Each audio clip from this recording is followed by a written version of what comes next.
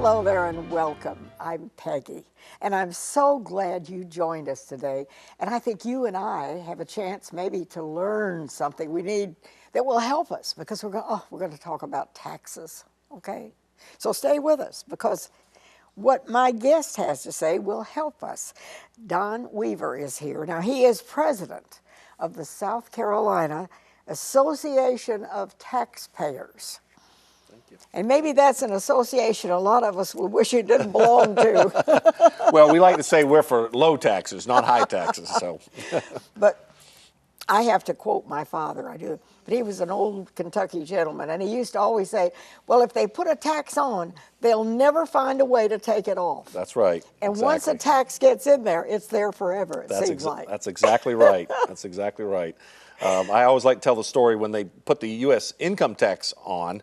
It was to help fund World War I. That was in 1914.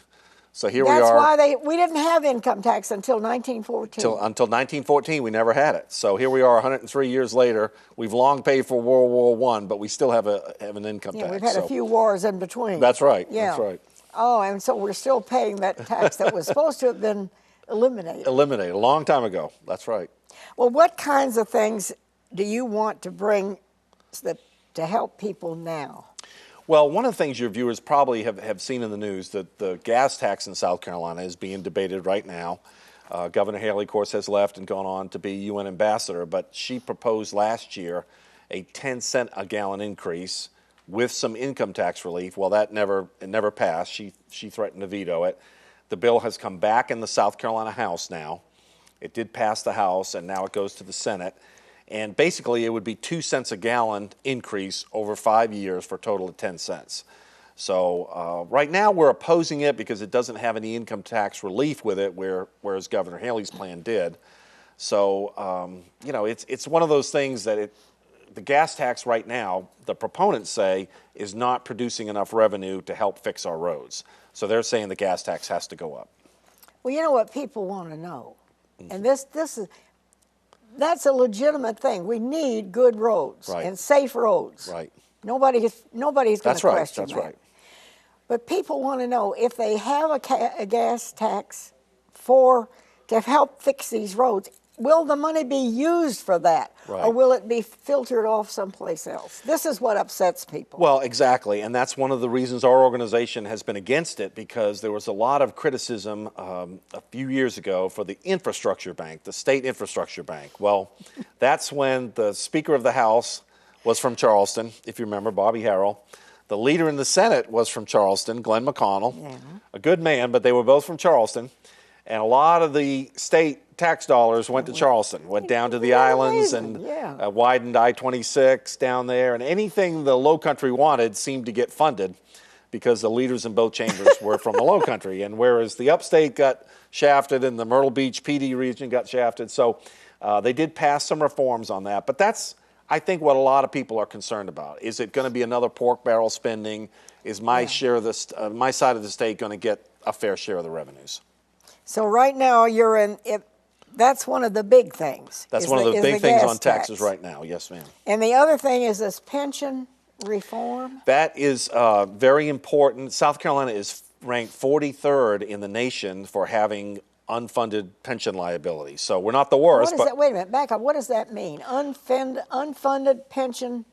Well, what that means is if you took all the state retirees that work for state government and you factored in all what's expected for the state to pay during their lifetime, we are unfunded by about $20 billion, that's billion with a B, dollars. It's not a small amount of money. That high. that's about 3 of the state's annual budgets. That's how much we're underfunded in pension liability. So something has got to be done about that. We've known about it for a number of years, and the General Assembly just took their first step in funding some pension relief, which will be a good thing in the long run. It'll be a little painful for current state employees because their contribution is going to go up to the pension. Yeah, I mean, it always seems like everything goes up, nothing ever, they make these promises. That's right. But then it never materializes. Well, one thing that's hurt all the pension funds across the country actually, Georgia, North Carolina, South Carolina, interest rates have been low for so long that a lot of these pension funds would assume, say, a 4 or 5% a year return based on their investments. Well, of course, as we all know, interest rates have been low for a long time, which is good if you're borrowing, Yeah. but not so good if you're saving. And on the saving end, the pension funds weren't getting the return on their money. So they haven't been able to produce the returns which they need to pay out these promises to state retirees. So the General Assembly in South Carolina looked at that, they know there's a problem, and they just took the first step towards solving that problem. And of course, inflation creeps right. in. That's right.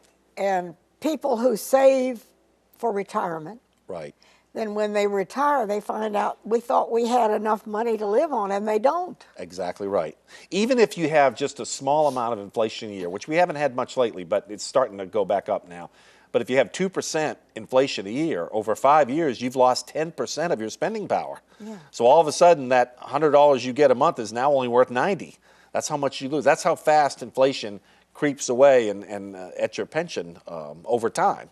So the General Assembly is aware of that. They passed the first reform package, which will increase current state employees. They have to go up in their contribution from their paychecks. They did preserve the cost of living increase in current state employees of 1% a year. So that was what they call a COLA, like you get on Social Security. So they're going to continue to have that. And that was a big, important point for the State Employee Retirement Association. They really wanted to keep that cost of living increase in there. Well, what can, not necessarily state employees, but all of us, what can we do to be smart about our, we don't want to cheat. You don't want to say to people, oh, you can get away with this. Right. No, but to abide by the rules, but still save yourself.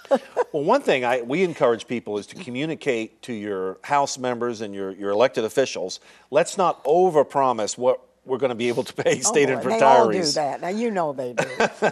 Because every time we raise the bar on what we're going to pay retirees, it ultimately costs the state money, and it takes away from education, it takes away from the roads, it takes away from, all the other things that state government does. So we want to give a fair pension plan, but the problem is some of these states have really overpromised their retirees what they can afford to pay out. Illinois is the worst in the nation. Really? They've got the #1 unfunded. Illinois, for all intents and purposes, is basically bankrupt, and their pension has done it to them. California's the same way. California has way overpromised. It's the largest pension fund in the country, California, and they have way overpromised their retirees. So, we want retirees that work for the state over a number of years to get a fair shake, but not so much that we're going to bankrupt the state in the process. So that's what our association says. Let's have a fair pension system, but one that's realistic as well. Okay. So now let's talk a little bit about taxes. What about this cigarette tax?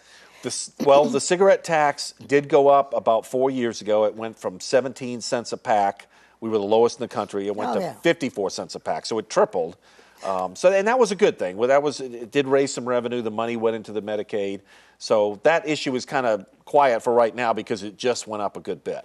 And that serves kind of a dual purpose. It raises money for health care, and frankly, it discourages smoking to some extent. Well, that's the whole point. Right, that's right. I would like to see them raise the taxes so high that nobody can afford to buy a pack of cigarettes. Well, the only problem with that is a lot of people would agree with you on that, but then you kind of create a black market atmosphere where you'll have people, I'm sure. shipping cigarettes from one state. I'm being funny. Oh, I know, but then you'll have people shipping cigarettes from one state to the next where the taxes are lower. We've already seen that going on in high-tax states like New York and some other ones. So. But I would love to see programs funded to help people stop smoking. Absolutely. And to get the word out, especially to young people, don't start. Exactly. Well, and I think as our population has gotten more health conscious over the years, you really don't see smoking as much now. It's banned in so many places and restaurants and most public buildings. So you really don't see people smoking or even starting to smoke now like they used to, which is a good thing. You bet it is, because Absolutely. that causes illness that is a burden then to the healthcare system. Absolutely. It all spills over. That's right. Absolutely. So, That's right. All right. Now, what else can you do with your expertise to help people? What do we need to know, and what about some of these exempt? If you're 85 years old, you get a 1%. Yes, this is what we tell people. I talk to groups around the state, and in South Carolina, if you've reached the milestone 85 years old, Yeah. when you go to a retail store, make sure that you get your 1% sales tax reduction on your receipt. And the clerk, you may have to show your license to prove you're 85, but they are supposed to charge you 1% less. So I instead bet a of lot of people don't even know that. a lot of people don't. I mean, I'll ask for show of hands in a meeting room, and half the people don't even Now, know is it. this for everything you purchase? Everything except for prepared foods. If you're at Bilo and you're checking out a fried chicken that's already been cooked, if it's cooked prepared foods, it does not apply to. I don't know why. That's some lobbyists got an exemption to that.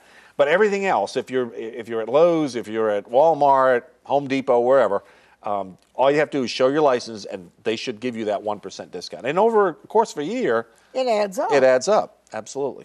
So I bet a lot of people either don't know it or don't bother to see that it's That's right. done. Years ago, a lot of retailers had a little sticker at the cash register saying, if you're over 85, let us know. But a lot of them have gotten away from that. I haven't noticed that. Yeah, yeah. I mean, they used to have them, but now they've gotten away from that. But it's very much still the law, and the discount's there. All you need to do is ask for it. So if you're 85 or over, That's right. it doesn't matter what you're buying. That's You right. buy a pair of shoes, Pair of shoes, any kind of clothing item, something for your house, all qualifies for the discount. all right, and it adds up. Absolutely. Absolutely. Because we need to be smart and not be unreasonable or try to do the wrong thing, but we need to be smart enough to protect our interests and get what is legitimately right for us to have, Absolutely. regardless of your age. We're Right. going to go to a quick break, and we'll be right back.